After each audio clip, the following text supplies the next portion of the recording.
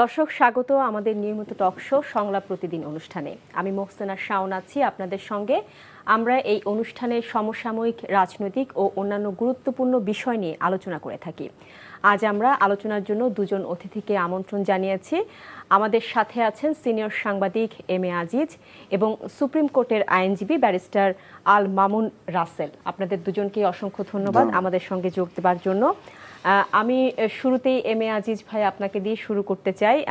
আজ বিএনপি প্রয়াত প্রধানমন্ত্রী বেগম খালেদা জিয়ার জন্মদিন পালন করছেন। তো বেগম খালেদা জিয়া দেশে এবং গণতন্ত্রে তার যে ত্যাগ রয়েছেন এবং অবদান রয়েছে সে ব্যাপারে যদি ছোট করে আমাদের কিছু বলতেন। ধন্যবাদ। দেখেন, ওনার সাথে কমপক্ষে 60 বার আমার দেখা হয়েছে, কমপক্ষে 60। কারণ আগে হরতাল কালচার ছিল, হরতাল হলেই সাংবাদিকদের নেতাদের নিয়ে যেত। আমি এত বুদ্ধিমান নারী দেখি নাই। মানে তিনি কথা বলতেন কম, সব কথা শোনার পরে তিনি পিক আপ করতেন রাইট ডিসিশন, এবং যেটা তিনি অনড় থাকতেন। কথা কম বলতেন, শুনতেন বেশি, কিন্তু সঠিক শব্দটাই তিনি গ্রহণ করতেন এবং সেটাতে সিদ্ধান্ত নিতেন এবং তিনি স্ট্রিক্ট থাকতেন। সবচেয়ে বড় কথা, 3 বার তিনি প্রধানমন্ত্রী হয়েছেন নারী হিসাবে, প্রথম নারী প্রধানমন্ত্রী।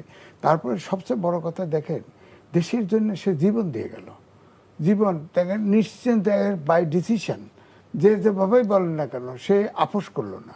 সে তার জীবন দিয়ে শেষ পর্যন্ত আপনার প্রমাণ করে গেল যে অন্যায়ের সাথে আপোষ করা যাবে না। এটাই তা আমার কাছে মনে হয় সবচাইতে গুরুত্বপূর্ণ দিক। তিনি এই দেশের জন্য যা করেছেন এটা উদাহরণ। এবং আমি বর্তমান প্রধানমন্ত্রী তারেক রহমানের সাথে দেখা হয়েছে। আমি বলেছি, আপনার তো পৃথিবীতে আইকন দরকার নেই, আপনার বাবা আছে, মা আছে, তাদেরকে যদি আপনি অনুসরণ করেন তাহলেই রাজনীতি সঠিক রাজনীতি হবে। এই জি, ধন্যবাদ। ব্যারিস্টার আল মামুন রাসেল, আপনার কাছে আমার পরবর্তী প্রশ্ন, আমরা একটু প্রসঙ্গটা চেঞ্জ করে নিই। সেটা হচ্ছে, চলতি মাসে প্রধানমন্ত্রী তারেক রহমানের ভারত সফরের কথা রয়েছে, সেটা নিশ্চয়ই জানেন। এবং এই সফরের আয়োজন নিয়ে ঢাকা এবং দিল্লির মধ্যে কয়েকদিন ধরে বেশ যোগাযোগও চলছে। তো এ মাসের 3য় সপ্তাহের দিকে সফরের আয়োজন নিয়ে ভারতের দিক থেকে প্রস্তাব দেওয়া হয়েছে। তবে সফর চূড়ান্ত করার পথে বড় বাধা হয়ে দাঁড়িয়েছে শেখ হাসিনার প্রত্যর্পণের বিষয়টি। শেখ হাসিনার প্রত্যর্পণ প্রশ্নে দুদেশের মতপার্থক্য কিন্তু এখনো দূর হয়নি বলা যায়। তো এই ব্যাপারে আপনার মতামত কি? জি, অসংখ্য ধন্যবাদ আমাকে চমৎকার প্রয়াসে যুক্ত করার জন্য। সাথে আমার সহ প্যানেলিস্ট সিনিয়র সাংবাদিক আজিজ ভাই সহ এবং যারা দর্শক আছে তাদেরকে শুভেচ্ছা জানাচ্ছি। প্রথম কথা হচ্ছে, ভারতের সফর, আপনি আমাদের পররাষ্ট্রনীতিতে একটা আছে, সেটা হচ্ছে আমরা কারোর সাথে বৈরিত নয়, সবার সাথে আমাদের সুসম্পর্ক থাকবে। আমাদের প্রধানমন্ত্রী প্রথম সফরটা মালয়েশিয়া এবং চীনে দিয়েছেন। ইতিপূর্বে আমরা দেখেছি আমাদের দেশের যারা প্রধান হয় তারা প্রথম সফরটা করেন ভারতে। কিন্তু ভারত আমাদের শেখ হাসিনা পতনের পরবর্তীতে আমাদের সাথে যে আচরণটা করেছে, আমরা তো ভারতের বিরুদ্ধে এই গণঅভ্যুত্থান হয়নি। গণঅভ্যুত্থান হয়েছে হচ্ছে একজন ফ্যাসিস্টের বিরুদ্ধে গণঅভ্যুত্থানটা হয়েছে, কোনো দেশের বিরুদ্ধে হয় নাই। কিন্তু ভারত ধরে নিয়েছে যে ভারতের বিরুদ্ধে হয়েছে। এই জন্য পরবর্তীতে আপনি দেখেছেন আমাদের ভিসা বন্ধ করে দিয়েছে, কোনো কারণ নেই। আমাদের তাদের সাথে কোনো দ্বন্দ্ব ছিল না, কোনো কিছু ছিল না, তারা আমাদেরকে ভিসা বন্ধ করে দিয়েছে। তারা আমাদের সাথে বাণিজ্য, এই যে যা বিভিন্ন চুক্তিগুলো ছিল সেগুলো তারা অ্যাভয়েড করেছে। এবং কি আপনি দেখেছেন আমাদের এই সরকার ক্ষমতা নেওয়ার পরেও তারা বারবার বলেছে যে নতুন যে সরকার আসবে সেই সরকার ক্ষমতা নিলে তাদের সম্পর্কটা নাকি হবে, এই স্বাভাবিক হবে। কিন্তু আপনি দেখেছেন এই সরকার ক্ষমতা নেওয়ার পরেও আমাদের একজন প্রধানমন্ত্রী, একজন উপদেষ্টাকে দিল্লির এয়ারপোর্টে যে কিভাবে হেনস্থা করা হয়েছে। কিন্তু ব্যাপারটা হচ্ছে, আসলে আমাদেরকে, আমি এর আগেও ধন্যবাদ দিয়েছি মাননীয় প্রধানমন্ত্রীকে। উনি যে নার্ভ দেখিয়েছেন, প্রথম সফরটা মালয়েশিয়া এবং চীনে করে যে নার্ভ দেখিয়েছেন, এটা আমি ওনাকে স্যালুট জানাই। সাথে সাথে এটাকে ধরে রাখতে হবে। আপনি দেখেন, বেগম জিয়ার কথা আপনি নিয়ে আসলেন। বেগম জিয়া আপোষহীন এবং বেগম জিয়া বাংলাদেশের নেতৃত্বে পরিণত হয়েছে। বেগম জিয়া কিন্তু কোনো দলীয় নেত্রী না। আপনি দেখেছেন বেগম জিয়ার জানাজাতে আমি নিজে অংশগ্রহণ করেছি। সাধারণ মানুষ, সব দলের ধর্ম বর্ণ নির্বিশেষে সকলে গিয়েছে। কেন গিয়েছে? বিএনপি নেত্রী হিসেবে যায় না কিন্তু, কারণ বেগম জিয়াকে মানুষ মনে করে বাংলাদেশের নেতৃত্বে পরিণত হয়েছে। আর বাংলাদেশের নেত্রী হওয়ার পেছনে 2টি কারণ ছিল। প্রথম কারণ হচ্ছে, 3টি কারণ ছিল। তার একটি গুরুত্বপূর্ণ কারণ হচ্ছে আধিপত্যবাদ বিরোধী ছিলেন উনি কিন্তু কখনো আপোষ করেননি। আপনি দেখেছেন ভারতের রাষ্ট্রপতি বাংলাদেশের সফরে আসছেন, উনি কিন্তু হরতাল হওয়ার কারণে জামাত হরতাল দিয়েছেন, হরতালকে সম্মান জানিয়ে উনি তার সাথে দেখা করতে চান নাই।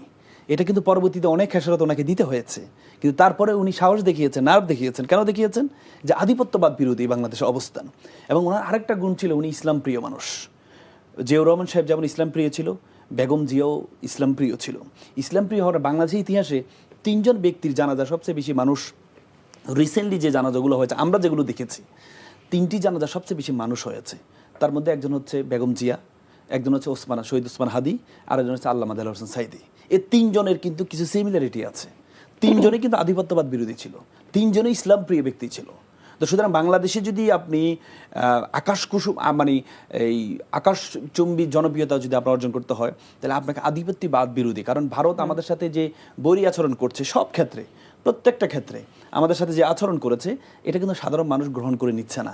শুধু বাংলাদেশ নয়, আপনি ভারতের আশেপাশে দেখেন যতগুলো রাষ্ট্র আছে, কোনো রাষ্ট্রের সাথে ভারতের ভালো সম্পর্ক নেই। নেপালের প্রধানমন্ত্রী কি বলেছেন? নেপালের প্রধানমন্ত্রী বলেছে কোনো রাষ্ট্রদূত আসলে আমি দেখা করবো না, প্রধানমন্ত্রী আসতে হবে আমার সাথে দেখা করার জন্য। তাহলে কি, নেপালও তো একটা হিন্দু রাষ্ট্র, নেপালও তো একটা হিন্দু রাষ্ট্র, তারপরেও এটা তারা দেখাচ্ছে। কেন দেখাচ্ছে? ভারত কারোর সাথে ভালো সম্পর্ক অবস্থান কিন্তু বাংলাদেশে নেই। তো সুতরাং আজকে যদি বাংলাদেশের জনপ্রিয় হতে হয়, বাংলাদেশের যদি ক্ষমতা কন্টিনিউ করতে, শেখ হাসিনা ক্ষমতা ভারতের সুযোগ সুবিধা নিয়ে যে অনেকদিন কন্টিনিউ করেছে, কন্টিনিউ হয়ে কি হয়েছে? তার চরম পরিণতি হয়েছে। চিন্তা করা যায়, আওয়ামী লীগের মতো লোক মুক্তিযুদ্ধে 15 আগস্ট, আজকে তো 15 আগস্ট যাচ্ছে, অর্থাৎ 15 আগস্টে আমরা রাস্তায় বের হতে পারতাম না। চারপাশে শুধু সাউন্ড আর সাউন্ড, মাইকের বাজনা, আপনি বিভিন্ন জায়গায় বিরিয়ানি খাওয়া, মানে কি না হতো। অথচ এই 15 আগস্টে তারা কোথাও প্রোগ্রাম করছে, কোথাও মিলিত হচ্ছে, সেখানে তাদেরকে গ্রেপ্তার করা হচ্ছে। কেন? এটা হচ্ছে তাদের কর্মের ফল।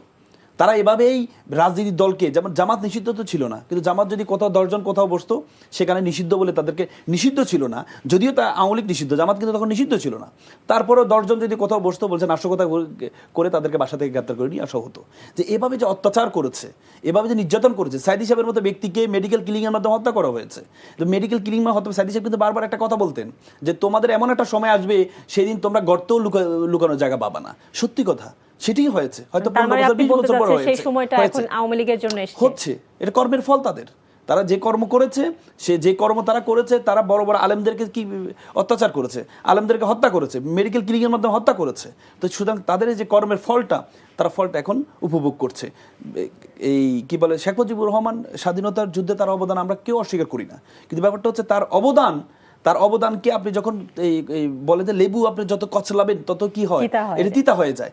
আপনি করতে করতে আপনি এমন অবস্থায় তাকে খোদার পর্যায়ে নিয়ে গেছেন, বিশাল বিশাল মূর্তি বানিয়ে, বিশাল বিশাল করে আপনি তাকে, আমরা দেখেছি বিভিন্ন সময় পূজা শুরু করেছে, তাকে মালা দিয়ে পূজা করা হতো। তার মানে আপনি যখন এত কিছু করলেন, আপনি দেখেন, আপনি ভারতে যান, আপনি ভারতের মহাত্মা গান্ধী, সবাই তাকে গ্রহণ করে নেয়, সব দল, বিজেপি বলেন, কংগ্রেস বলেন, সবাই গ্রহণ করে নেয়। কেন গ্রহণ করে? কারণ তাকে এভাবে চিপানো হয় নাই, তাকে সবাই সেই জায়গায় রেখেছে। কিন্তু শেখ মুজিবকে আওয়ামী লীগ যেটা করে, আমি মনে করি শেখ মুজিবুর রহমানের সবচেয়ে বেশি ক্ষতি করেছেন তার মেয়ে, তার সবচেয়ে বেশি ক্ষতি করেছেন। না হলে কেউ চিন্তাই করা যায় না শেখ মুজিবুর রহমানের মূর্তিকে কেউ ভেঙ্গে তার মূর্তির উপর দাঁড়াবে, কেউ চিন্তা করা যায় না। কিন্তু শেখ হাসিনা এমন কিছু করেছে যার কারণে মানুষের যে ক্ষোভ প্রকাশ করেছে, আপনি তো দেখেছেন 5 আগস্টের পরে।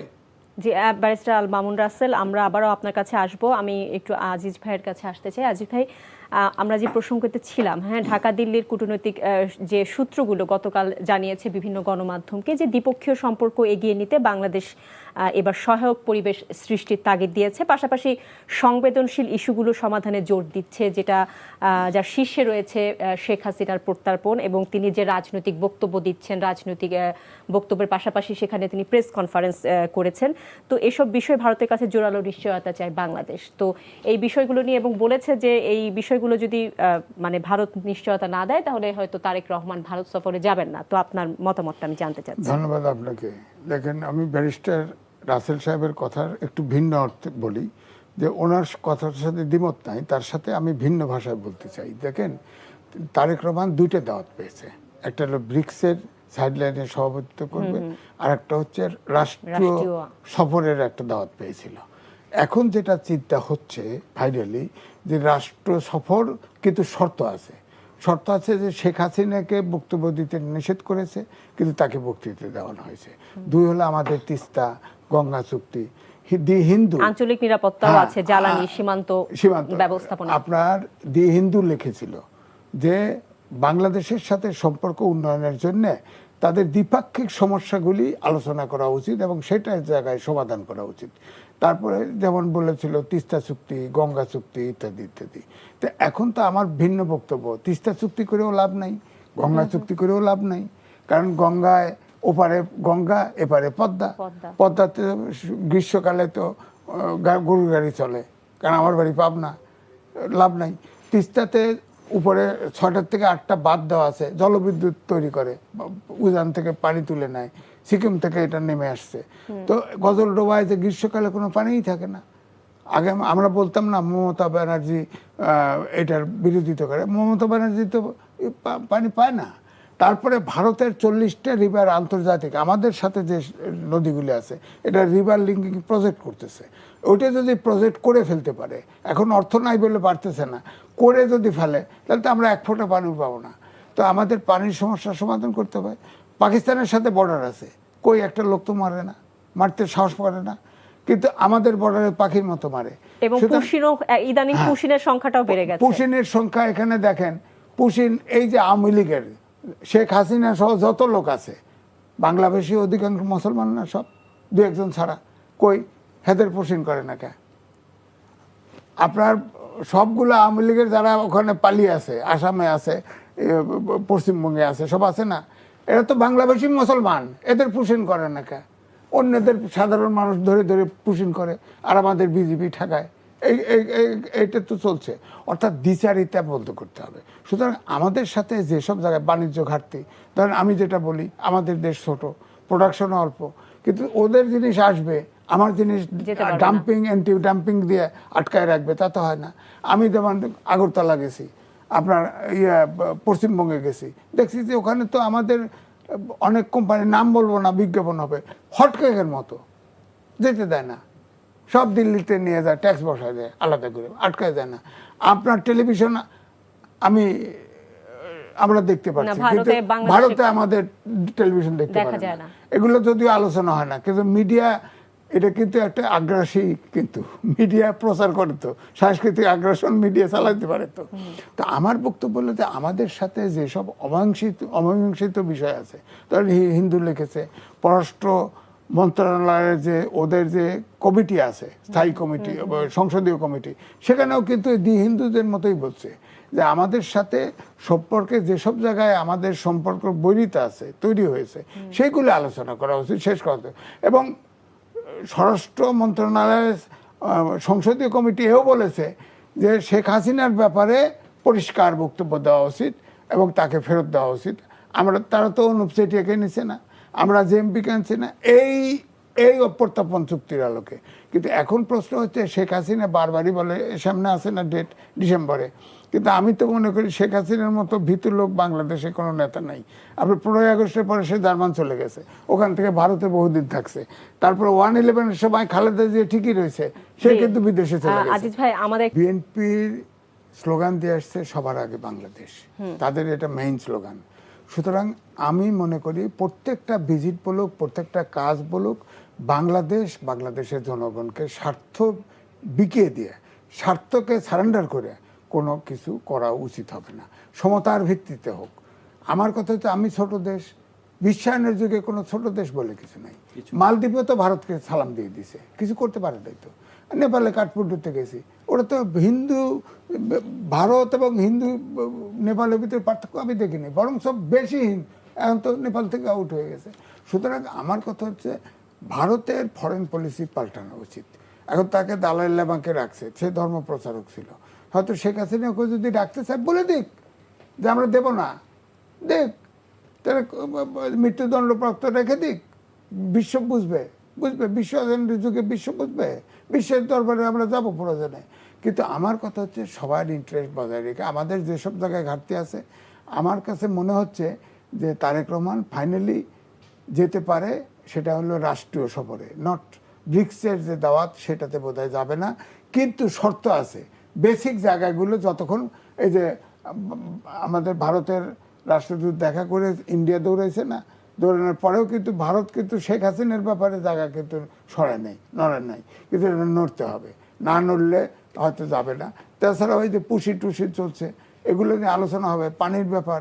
আমরা তো তিস্তা ব্যারেজ পদ্মা ব্যারেজ করতেছি, আমরা ব্যারেজ করব না, উষ্মা প্রকাশ করলে পানি ছেড়ে দাও, আন্তর্জাতিক নদীর পানি আসতে দাও, তুমি আমার মরুভূমি করে দিবা আর ইন্টারন্যাশনাল ল বাদ দিয়ে আমি ব্যারেজ করব না, তা তো হয় না। এই জন্য বিশ্বায়নের যুগে কেউ একা নয়, এটা দুর্বল ভাবা ঠিক হবে। জি, ব্যারিস্টার আল মামুন রাসেল, যেটি আজিজ ভাই বলছিলেন যে সবার আগে বাংলাদেশ, আপনার কাছে কি মনে হয় যে সবার আগে বাংলাদেশ, যে কথাটি, যে স্লোগানটি নিয়ে এগিয়ে যাচ্ছে বিএনপি, সেখানে কি আসলে বাংলাদেশের স্বার্থ রক্ষা আসলে বাংলাদেশ করতে পারবে? দেখেন, প্রথম কথা হচ্ছে সবার আগে বাংলাদেশ, এটা আমরা মনে প্রাণে বিশ্বাস করেছিলাম, কিন্তু আমি প্রথমেই বলেছি আপনাকে, যখন তারেক রহমান সাহেব যখন মালয়েশিয়া এবং চীন সফর করলো, তখন কিন্তু তাকে ধন্যবাদ জ্ঞাপন সংসদে কিন্তু বিরোধী দলের পক্ষ থেকে উত্থাপন করা হয়, তাকে ধন্যবাদ জ্ঞাপন করা হয়। কিন্তু আমার কাছে কেন যেন এই সরকারের কিছু কার্যক্রম একটু দ্বিচারিতা মনে হয়। কেমন দ্বিচারিতা? আপনি দেখেন, আপনি আধিপত্যবাদ বিরোধী, বিএনপি সবসময় অবস্থান দেখেছি আমরা আধিপত্যবাদ বিরোধী অবস্থান। এই জন্য কিন্তু বিএনপি বাংলাদেশের সবচেয়ে বেশি জনপ্রিয় দল আধিপত্যবাদ বিরোধীর কারণে। জিয়াউর রহমান সাহেব ছিলেন, বেগম জিয়া ছিলেন, তারেক রহমান সাহেবকেও আমরা সেটা ধরি। কিন্তু কিছু জায়গায় কেন যেন একটু আপোষ করে নিচ্ছে কিনা। আপনি দেখেন জুলাই যে জাদুঘরটা, এই জাদুঘরটা কিন্তু আমাদের এই 17-18 বছর শুধুমাত্র এই জুলাই মাসের 1 মাসের যে অত্যাচার, এটা নিয়ে কিন্তু হয়নি। পুরো 17-18 বছর যে বাংলাদেশের মানুষের উপর গুম করা হয়েছে, বাংলাদেশের মানুষের উপর যা কিছু করেছে, প্রত্যেকটা একটা প্রতিফলন কিন্তু আমাদের জুলাই জাদুঘর। সেই জুলাই জাদুঘর আপনি জানেন, একটা ভারতীয় একটা কর্নার ছিল, যে কর্নারটার মধ্যে সীমান্ত হত্যা, ফেলানির ছিল আপনার, তারপরে হচ্ছে সেখানে হচ্ছে আপনার পিলখানার বিষয়গুলো ছিল, এবং আমাদের যে সীমান্ত যতগুলো হত্যা আছে, প্রত্যেকটা হত্যা খুব চমৎকারভাবে আধিপত্যবাদ বিরোধী একটা কর্নার ছিল। সেই কর্নারটা নাই করে দেওয়া হয়েছে। তাহলে আপনি কিসের ভয়ে, কাকে ভয় পাচ্ছেন আপনি? কেন নাই করলেন আপনি? আপনি তো এখনো তো এটা আমরা তো দেখেছি 17-18 বছর যে ফ্যাসিজম, শেখ হাসিনাকে ফ্যাসিজম হওয়ার ক্ষেত্রে এবং তাকে কন্টিনিউ করার ক্ষেত্রে সবচেয়ে বেশি অবদান রেখেছে ভারত আমাদের কর্নারটির কথা বললেন, এই কর্নারটি আসলে তো ওই জুলাই জাদুঘরের দায়িত্ব তো ছিল মোস্তফা সরোয়ার ফারুকীর উপরে, তো সেখানে তখন পর্যন্ত ছিল। এই সরকার শপথ নেওয়ার আগ পর্যন্ত ছিল এটি। এই সরকার শপথ নেওয়ার আগ পর্যন্ত ছিল। এই সরকার যখন এটাকে সংযোজন বিয়োজন করতে গিয়েছেন, সংযোজন বিয়োজন ডকুমেন্টারির মতো, আপনি দেখেন ডকুমেন্টারি আবু সাইদকে নাই করে দেওয়া হয়েছে। ডকুমেন্টারিতে বৈষম্য বিরোধী আন্দোলন বলতে কোনো শব্দই নেই। ডকুমেন্টারিকে যেভাবে ইতিহাস আসলে অনেক ক্ষমা চেয়েছেন, কিন্তু আপনি তো অপরাধ করেছেন, ক্ষমা চেয়েছেন, কারা করেছেন? এখনো তো মানে সেটার গন্ধও যাচ্ছে না, বলে না যে আমরা এখনো পর্যন্ত ইতিহাস তো একবারে আমাদের সামনে, যারা এখন সবাই ইতিহাসের সাক্ষী, এখানে বাংলাদেশ সবাই ইতিহাসের সাক্ষী। তার ইতিহাসের সাক্ষী 2 বছর গেল না, আপনি ইতিহাস পরিবর্তন করে ফেলছেন। আপনি যে আধিপত্যবাদ বিরোধী যে কর্নারটা, সেই কর্নারটা কেন বাতিল করলেন? আমরা ভারত সফরের ব্যাপারটা ছিলাম, মানে ব্যাপারটা আমি ওইটাই বললাম আপনাকে, যে আসলে সবার আগে বাংলাদেশ আপনি বলছেন, কিন্তু আপনি তো কোথাও জুজুর ভয় পাচ্ছেন। এই ভয়টা তো আপনি পাচ্ছেন। আপনি দেখেন আমাদের একটা সরকার, নির্বাচিত একটা সরকার, বাংলাদেশে অনেক দিন পরে একটা স্বচ্ছ সুন্দর ইলেকশন হয়েছে, সে নির্বাচিত একটা সরকার যখন তাদেরকে ভারতকে বলেছে যে আমাদের একজন ফাঁসি দণ্ডপ্রাপ্ত, আমাদের সাথে 2013 সালে তাদের বন্দিপত্র ট্রিটি হয়েছে এবং 2016 সালে সেটা সংশোধন হয়েছে। সেখানে বলা আছে, আগে ছিল হচ্ছে আপনার 1 বছরের উপরে যদি মানে কেউ যদি আপনার সাজা হয়, কিন্তু পরবর্তী সংশোধন করে সাজানো যদি ওয়ারেন্টও থাকে, তাহলে যখন কোনো একটা দেশ চাইবে তার বিপরীত পক্ষ তাকে কি প্রত্যাপন করতে বাধ্য। সে প্রত্যাবর্তন করতে তো তারা আমাদের ফাঁসি দণ্ডপ্রাপ্ত একজন আসামিকে তারা আমাদেরকে প্রত্যাবর্তন তো করেই নাই, বরং তারা তাকে সাংবাদিক সম্মেলন করার সুযোগ করে দিয়েছে। সরকারের পক্ষ থেকে সেখানে বলেছে যে সেটা করা যাবে না, তারপরে তারা করেছে। আমরা একটা স্টেটমেন্ট দেখেছি, এই জন্য এটার জন্য একটু স্যালুট জানাই যে স্টেটমেন্ট, ভালো একটা স্টেটমেন্ট হয়েছে। কিন্তু সাথে সাথে এই যে হাই কমিশনারকে আপনার ডাকার দরকার ছিল, তাকে ডেকে নেই যে কেন করলো এটা। আমরা নিষেধ করার পরেও একজন দণ্ডপ্রাপ্ত আসামিকে, আপনি ফাঁসি দণ্ডপ্রাপ্ত আসামিকে আপনি সেখানে সাংবাদিক সম্মেলন করার সুযোগ করে দিলেন। তাহলে এই জায়গাকে আমাদেরকে আরো বেশি স্ট্রং অবস্থান নিতে হবে। যদি আমরা সেটি না নিতে পারি, তাহলে সবার আগে বাংলাদেশ যেটি হয়, তখন সবার আগে বাংলাদেশ সবার আগে ক্ষমতা চলে আসবে। শেখ হাসিনা তো বাংলাদেশের উপরে গিয়ে ক্ষমতা থাকার জন্যই তো তাদের সাথে সম্পর্কটা কন্টিনিউ করেছে। তো তাহলে সবার আগে বাংলাদেশের জায়গায় সবার আগে ক্ষমতা চলে আসবে। জি, আজিজ ভাই, আপনার কাছে একটু এবার অন্য প্রসঙ্গে যাই। আপনি নিশ্চয়ই জানেন যে বাংলাদেশে এখন বর্তমানে গ্যাস এবং বিদ্যুতের চরম বা প্রকট সংকট যেটাকে বলা যায় সেটা চলছে। তো এই গ্যাস এবং বিদ্যুতের সংকটের কারণটা কি, মূল কারণটা কি, এটা বলবেন, এবং এই সংকটের দায় আসলে কে নেবে? বিরোধী দল বলছে অবশ্য অব্যবস্থাপনা এবং লুটপাট, আর সরকার বলছে যে বৈশ্বিক পরিস্থিতি। তো সংকট সমাধান আসলে কিভাবে সম্ভব?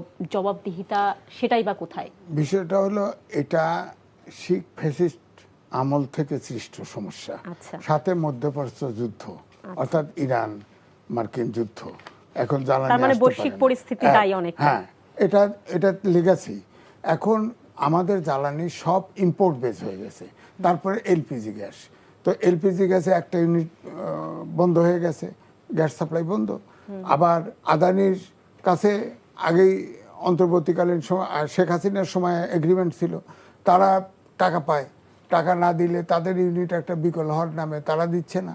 আমাদের শুনলাম যে রংপুরে, সরি দিনাজপুরে, ওই যে বড় পুকুরিয়া কয়লাখানি, ওখানেও একটা নষ্ট হয়ে গেছে। এখন তো গ্যাস তো প্রিপারেশন দিতে পারে নাই, এখন তো গ্যাসের তো ক্রাইসিস শুরু হয়ে গেছে। এবং গ্যাস হচ্ছে জীবন এবং জীবিকার লাইফলাইন, গ্যাস নাই তো কিছু নাই।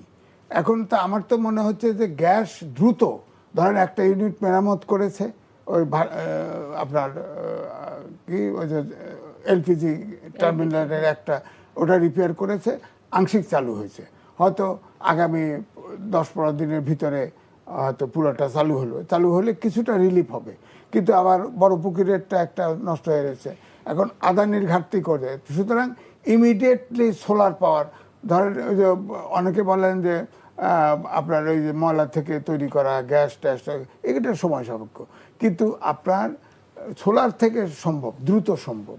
কারণ হচ্ছে চীনের সাথে সম্পর্ক কিছুটা হয়েছে, চীন তো সোলার প্যানেলে খুব অল্প পয়সা দিতে পারে, ট্যাক্স বিহীনভাবে প্রত্যেকটা বিল্ডিংয়ে সোলার লাগাইতে বলুক, হ্যাঁ, তাহলে আমার বোধ হয়। কিন্তু এটা একটা সংকট, কারণ আমাদের তেলের সংকট বেড়ে গেছে। এখন ধরেন এই যে ভারতও বলছে, এই যে মানে তারেক রহমানকে নেওয়ার জন্য আশা দিছে যে তারা তাদের বিবেচনা করবে ডিজেলও দেওয়ার জন্য চিন্তা করবে, এবং পাইপলাইন তো আছেই। হ্যাঁ, পাইপলাইন তো আছে। আচ্ছা, তো এই জন্য আমি বলবো যে ধরেন এইটা কিন্তু শুধু এক সরকারের দায়িত্ব না, এটা হলো ফ্যাসিস্ট হাসিনা আপনার চুক্তি করে গেছে এলএনজি, শুধু এলএনজি আনা ইম্পোর্ট করা, 95% আপনার জ্বালানি আমরা ইম্পোর্ট করি, কিন্তু আমাদের নিজস্ব সোর্স থেকে কখনো আমরা এটা করি নাই, এবং এটা সময় সাপেক্ষ ব্যাপার। জি, ব্যারিস্টার আল মামুন রাসেল, আপনার কাছে আসতে চাই। শিল্প কারখানার মালিকদের ভাষায় গ্যাস সংকটের এই পরিস্থিতি আসলে এখন আতঙ্কেরই। তো গ্যাস বিদ্যুতের এই সংকটে নতুন বিনিয়োগ বাধাগ্রস্ত হচ্ছে, এবং সেটা আসলে খুব স্বাভাবিকই বাধাগ্রস্ত হওয়াটা। তো অনেক কারখানার উৎপাদন ইতিমধ্যেই বন্ধ হয়ে গেছে, এমন অভিযোগও কিন্তু পাওয়া যাচ্ছে। এবং আপনি নিজেও হয়তো দেখে থাকবেন যে গ্যাস পাম্পগুলোতে লম্বা লাইন, গ্যাসের প্রেসার নেই এবং গ্যাস পাওয়া যাচ্ছে না, কোনো একটা নির্দিষ্ট সময় হয়তো বা গ্যাস পাওয়া যাচ্ছে। তো এই ব্যাপারটা নিয়ে আপনি কি বলবেন, যে উত্তরণের পথটা আসলে কোথায়? দেখেন, প্রথম কথা হচ্ছে আমাদের মানে বিদ্যুৎ এবং বিএমপি আমার সাথে কেন যেন মনে হয় দুইটার সাথে কখনো একসাথে কখনো যায় না। মানে সবসময় দেখবেন বিএমপির সাথে বিদ্যুতের মানে একটা মনে দূরত্ব আছে সবসময়। আপনি দেখেছেন 2001 থেকে 2006 সালে সে সময় কনসার্টে এই আপনার আপনার হচ্ছে চাঁপাইনবাবগঞ্জে কনসার্টে এই যে আজকে বর্তমানে যিনি বিদ্যুৎ মন্ত্রী, উনি কিন্তু তখন প্রতিমন্ত্রী ছিল। কনসার্টে বিদ্যুতের জন্য আন্দোলন করতে গিয়ে কৃষক প্রায় 19 জন কৃষককে হত্যা করা হয়েছে। আপনি তখন দেখেছেন বারবার একটা মানে খাম্বা বসানো হয়েছে, অনেক কথা কিন্তু আসে বিএনপির সাথে। এবারও সেম, বিএনপি ক্ষমতা আসার পরে যে বিদ্যুতের যে সংকটটা, আপনি আমাদের এই যে বিদ্যুৎ মন্ত্রী দেখবেন, ওনার ভাষ্য কি, উনি বলে যে গ্রামে কোনো বিদ্যুৎ সংকট নেই। কি আছে, ওই বড় বড় লাইন হওয়ার কারণে মাঝে মধ্যে ত্রুটি হয়ে যায়, এই লাইনগুলোর মেরামত করতে হতে নাকি ওনার সময়। এই যে বক্তব্য, আপনার কাছে কি মনে হয় বক্তব্যটা? আপনি দেখেছেন রিসেন্টলি যারা বিদ্যুৎ রিলেটেড, আমাদের দরকার হচ্ছে সক্ষমতা দরকার হচ্ছে 29,000 মেগাওয়াট, আমাদের 12,000 মেগাওয়াট উৎপাদন হচ্ছে। তাহলে 29,000 মেগাওয়াট যেখানে আমাদের প্রতিদিন দরকার, সেখানে 12,000 মেগাওয়াট দিয়ে আপনি কিভাবে চালাবেন? আপনি দেখেছেন বিভিন্ন বিদ্যুতের যারা কর্মকর্তা তারা বলতেছেন যে আমাদেরকে 4টা লাইনের মধ্যে 3টা লাইন বন্ধ রাখতে হয়, একটা লাইন চালু রাখতে হয়। এরপরে যখন আবার আরেকটা লাইনে যেতে কমপক্ষে 3 ঘন্টা পর একটা লাইনে যেতে হয়। তার মানে আমাদের সক্ষমতা নেই, বিদ্যুৎ অবস্থা নেই। কিন্তু আপনি বারবার বলছেন যে আমাদের বিদ্যুতের কোনো সংকট নেই। আপনি আবার আমাদের বিদ্যুৎ মন্ত্রী কি বললো যে রিক্সা চালিত বিদ্যুতের রিক্সা চালিত গাড়ির এই রিক্সার কারণে, অটো রিক্সার কারণে নাকি বিদ্যুৎ সংকট। আচ্ছা, মানলাম আমরা অটো রিক্সার কারণে আপনার বিদ্যুৎ সংকট, তাহলে আপনি কেন 1400 বিদ্যুতের গাড়ি নামাচ্ছেন ঢাকা শহরে? আপনি যদি অটো রিক্সা যদি প্রবলেম হয়, তাহলে বাসে কি প্রবলেম হবে না? বাসে কি প্রবলেম হবে না? এগুলোকে নীতিমালার ভিতরে আনার চেষ্টা করছে না, মানে এগুলো কারণ কি জানেন? এগুলো হচ্ছে ধরেন আপনার যেখানে ব্যবসায়িক লাভবান আছেন, আপনি যেমন জ্বালানিটাকে আপনি দিয়ে দিচ্ছেন প্রাইভেট কোম্পানির হাতে, কেন দিচ্ছেন? আপনি 3 দিনের মধ্যে নীতিমালা করলেন প্রাইভেট কোম্পানিকে হাতে দেওয়ার জন্য, কারণ কি? কারণ কি? এর আগে তো আমরা দেখেছি আমাদের এই বড় বড় সেক্টরগুলোকে, যেমন ওষুধ সেক্টর বেক্সিমকোকে দিয়ে দেওয়া হয়েছে, অ্যাসলমকে দিয়ে দেওয়া হয়েছে। কেন? প্রাইভেটাইজেশন করে এখান থেকে টাকা পাওয়া যায়। এই যে আপনি যে জ্বালানিকে আপনার প্রাইভেটকে জ্বালানি বাংলাদেশের পেট্রোলিয়াম কর্পোরেশন হচ্ছে সবচেয়ে লাভজনক প্রতিষ্ঠান, সে লাভজনক প্রতিষ্ঠানকে আপনি কেন একটা প্রাইভেটাইজেশন বসুন্ধরার মতো গ্রুপের কাছে দিয়ে দিবেন কেন? এই যে লাভ, আপনি যখন দেখেন বারবার বলা হয় আমাদের গ্যাসের সংকট আপনি দেখেন আমাদের এলএনজি মানে গ্যাসটা হচ্ছে আপনি এটাকে যে আমরা যে গ্যাসটা এটাকে তরল করা হয়, তরল করে পানি করে মানে -ডিগ্রিতে চাপ দিলে যখন এটা পানি হয়, পানি করে এই গ্যাসটা আনা হয়। এই গ্যাসটা আনে কোথা থেকে? এনে আপনার বিমানবন্দরে এই যে কয়েকটা কোম্পানি আছে তারা হচ্ছে এটাকে করে গ্যাস তৈরি করে তারপরে পাঠায়। কিন্তু আমাদের সমুদ্র এই পর্যন্ত আসতেই পারে না আমাদের কন্টেইনারগুলা। অথচ আমাদের এই যে জোনায়েদ সাকি সাহেব, মন্ত্রী সাহেব, উনি বললেন যে কন্টেইনারগুলো বানাইতে দিয়েছে, এগুলো বানানোর পরে কন্টেইনার আসতে সময় লাগছে, কারণ এগুলো বানানোর জন্য দিয়েছে। কেন? আমরা তো কন্টেইনারগুলো আমরা তো ভাড়া নিই। কন্টেইনার যে আমাদের যে এলএনজি যে গ্যাসগুলো আছে এগুলো তো আমরা ভাড়া নিয়ে আসি। আপনি বলেন যে এগুলো বানানোর জন্য দিয়েছেন, কেন? বোকা পাচ্ছেন জনগণকে। এই যে আধুনিক যুগে, এই সোশ্যাল মিডিয়ার যুগে আপনি জনগণকে বোকা মনে করেন। আপনি আমরা কন্টেইনারগুলো বানানোর পরে এই জন্য আসতে লেট হচ্ছে, এই জন্য গ্যাস সংকট হচ্ছে। এগুলো কেন? এই মন্ত্রীদের কথাবার্তাগুলো কেন? আপনি প্রত্যেকটা জায়গায় আমার সবচেয়ে ভয়ঙ্কর জিনিস হচ্ছে আপনি যে সবার আগে বাংলাদেশের শব্দটা আগে ব্যবহার করলেন না। এই যে বিএনপি সবসময় বলেছে যে আমরা সবার আগে বাংলাদেশকে প্রায়োরিটি দিব, অথবা প্রত্যেকটা সাংবিধানিক প্রতিষ্ঠান, প্রত্যেকটা সাহিত্য প্রতিষ্ঠানে সবাই দলীয়করণ করা হয়েছে। অথবা 31 দফা তাদের মধ্যে 31 দফার মধ্যে ছিল তারা কখনো সাংবিধানিক প্রতিষ্ঠান দলীয়করণ করবে না। অথবা প্রত্যেকটা অযোগ্য লোকদেরকে দিয়ে আপনি সাংবিধানিক প্রতিষ্ঠানগুলো, বাংলাদেশ ব্যাংকের মতো গভর্নর আপনি বানালেন একজন সুয়েটার ব্যবসায়ী যে ঋণ খেলাপিতে ছিল, তাই আর ভালো লোক কি বিএনপিতে ছিল না? এই যে আপনি অযোগ্য লোকগুলোকে আপনি বসাচ্ছেন, এই অযোগ্যতার প্রমাণ এই খেসারতটা দিতে হচ্ছে জনগণকে। আপনি যদি এই অযোগ্য লোকগুলোকে, আপনি যোগ্য লোকগুলোকে যদি আপনি যদি বসাতে যতক্ষণ পর্যন্ত পারবেন না, ততক্ষণ পর্যন্ত এই খেসারতটা জনগণকেই নিতে হবে আলটিমেটলি। ব্যারিস্টার আল মামুন রাসেল, আপনাকে ধন্যবাদ। আমাদের হাতে একদমই সময় নেই। এম এ আজিজ ভাই, আপনাকে অসংখ্য ধন্যবাদ। দর্শক, সংলাপ প্রতিদিন আজ এ পর্যন্তই ছিল। আমাদের সাথে থাকার জন্য আপনাদের অসংখ্য ধন্যবাদ। শুভ সন্ধ্যা।